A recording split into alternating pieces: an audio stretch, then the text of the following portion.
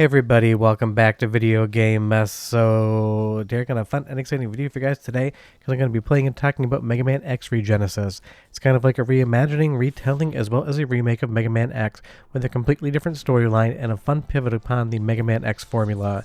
And I'm not really going to ruin any of the storyline for you in the video. I want you to go into it blind so you can understand just how fun of a pivot it is. But honestly, if this was something Capcom released next week for like $30 onto a disc, while discs still exist at least for the PlayStation side of things, this would definitely get massively good reviews and it would be an absolute system seller. This is just Mega Man X kind of dialed up to the 11th degree, and I absolutely love everything it's doing. And honestly, it's basically the perfect combination of retro aesthetics as well as kind of modern trappings, and it really does just work to be a very fun Mega Man game. Before we get too far involved though, do me a huge favor down below, hit like and subscribe and ring that notification bell, definitely helps us out. If you feel so inclined and want to support the channel, I got a Patreon link down below as well. But do be aware you do need to dash over some of the jumps. It didn't really explain that to me in the beginning of the gameplay, but once you understand how to do that, you'll be perfectly fine. And there's definitely a couple of Kaizo blocks, for lack of a better term, in some of the areas where you're going to have to jump perfectly, you will end up dead. But that really is the fun thing about something like a Mega Man game. It's always going to be challenging, it's always going to be difficult, and you're going to have to learn the patterns and the levels if you ever want to get better at the game and actually progress. And that really is being replicated perfectly here in that kind of difficulty. And obviously, in the original Mega Man X, when you fell down into that ravine, you would have jumped back up onto the wall and continued along the level, but clearly here something completely different has happened. Not really a spoiler, it is just the intro of the game, but what you expect to happen in Mega Man X is not going to be what happens here all the time. Certainly some things are going to seem very familiar, but some things are going to be completely brand new, and obviously I'm sure you can tell already, 16:9 with real-time lighting and a lot of modern graphics trappings to basically make it a combination of both old and new all at the same time, and I will say right now, that combination just 100% works. But here's the thing, it wouldn't matter if it was pretty, it wouldn't matter if the story had a fun pivot, it wouldn't matter if there's completely new levels and areas within the game. If the characters didn't move and have the same kind of physics and feel to their moveset, it really wouldn't feel like a Mega Man entry. And that is one of the hardest things to pull off. Yes, you can make really fun new levels, yes, you can make the game look pretty and even sound great, but if the controls don't really feel like what you expect them to feel like, then you really don't have as much fun with the game.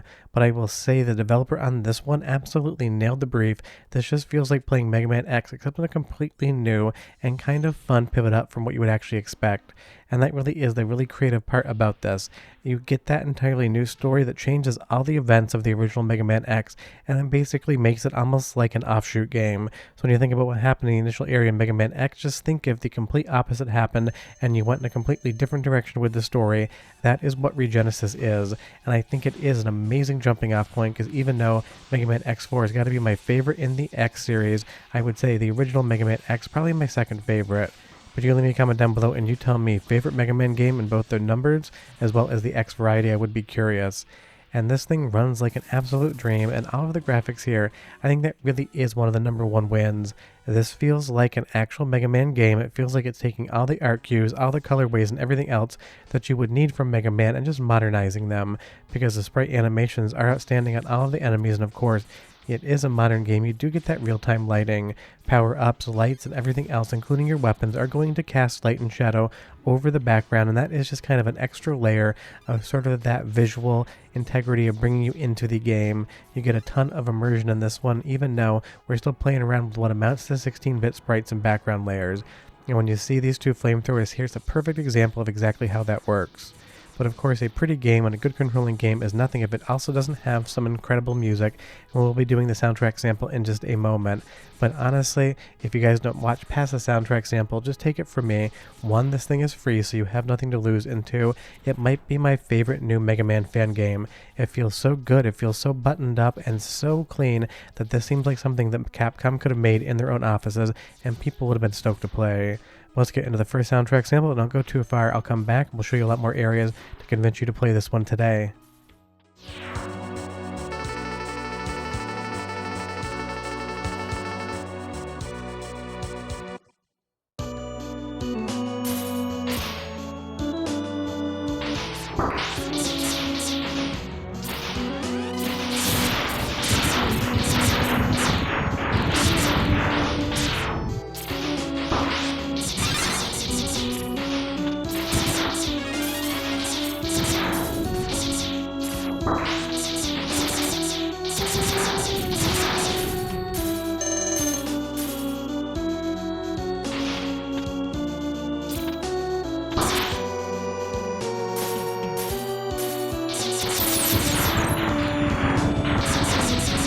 I mean, the soundtrack is awesome, but you leave me a comment down below and you tell me what you think. But I will say I love the art style and the development of it here in Regenesis. It's not going too heavy-handed and trying to show you all the modern trappings of what your GPU can pull off today. Honestly, that waterfall in the background with its very subtle kind of pixel art animation really does feel like something if the Super Nintendo had gotten a 32-bit upgrade, or if the Nintendo 64 had only been a 2D console. That is the vibe I'm getting here, and that really is something that I feel like a lot of developers get a little tripped up with. Yes, you can do so many amazing new things visually on a modern GPU. You can also fall into the spikes if you don't know they're there, but that doesn't mean you always have to use every single function and every single effect, because honestly, sometimes less is definitely more.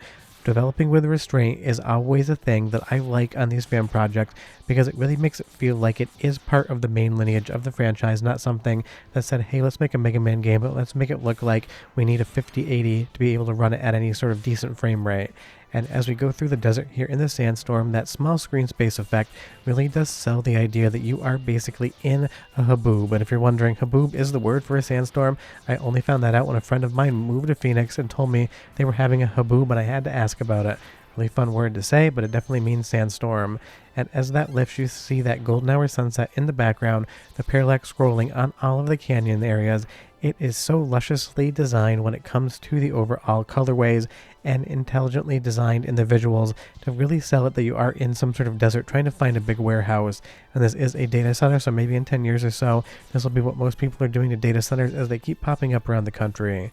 But the best part is, honestly, as far as the gameplay is concerned, every single level is lovingly designed. There's so many fun jumps, there's so much fun challenge. It feels like it's going to give you hell, but it never feels like it's going to kill you too cheaply. Of course, it is a Mega Man game, so you want that difficulty, but it is going to be a fair level of difficult, not one that basically feels like it's trying to be cruel and point at you and laugh, saying, you're never going to finish this game, so you may as well give up now. And that's something that I really think some Mega Man fan games push a little bit too hard. They make it that Kaiser level of difficulty, and it stops being fun, because you shouldn't expect everyone to be a Mega Man speedrunner or a Mega Man professional player out there to be able to actually enjoy what it is that you are doing. And this definitely has different difficulty levels in the options as well. So if you really are a Mega Man expert and you want to dial it up to 11, you're going to be able to do that. But as we move into the ice area here again, the intelligent interplay between color and the artwork is really what's working for me the most in the visuals. These really do feel like well-designed, living, breathing areas where you understand exactly visually where you are, what you're doing, and how it would kind of feel to be there. And that's something that not every single fan project nails. Yes, you can design anything you want, but you have to make sure it makes sense in context of the game and the robot masters and everything else, and that here, just absolutely stellar. But let's do one more soundtrack sample, because again, music is as important to a game as visuals and gameplay, and this one definitely nails it. But come back after the soundtrack break, I'll tell you guys how to play this one and why you should, because it definitely is #1 on my Mega Man fan game list now.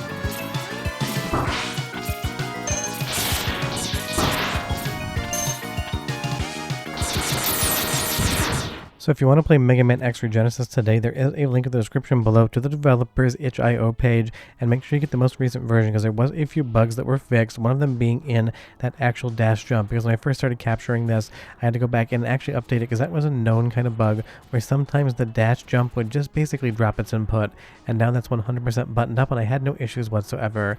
But as you can see here, there's going to be a lot of fun, inventive stuff in Regenesis, and basically in my capture, I probably took out about 75% of what it is I saw, because I want you guys to get that same sensation of discovery that I did when I first played this one. And I haven't finished it yet, but it's definitely going to be something I finish up maybe over the weekend or next week. and I just love fan games that basically reimagine what a franchise could be, and this is exactly, at least in my opinion, what Mega Man needs. Really fun 2D entries that kind of harken back to the original art style while also basically modernizing everything else around the edges.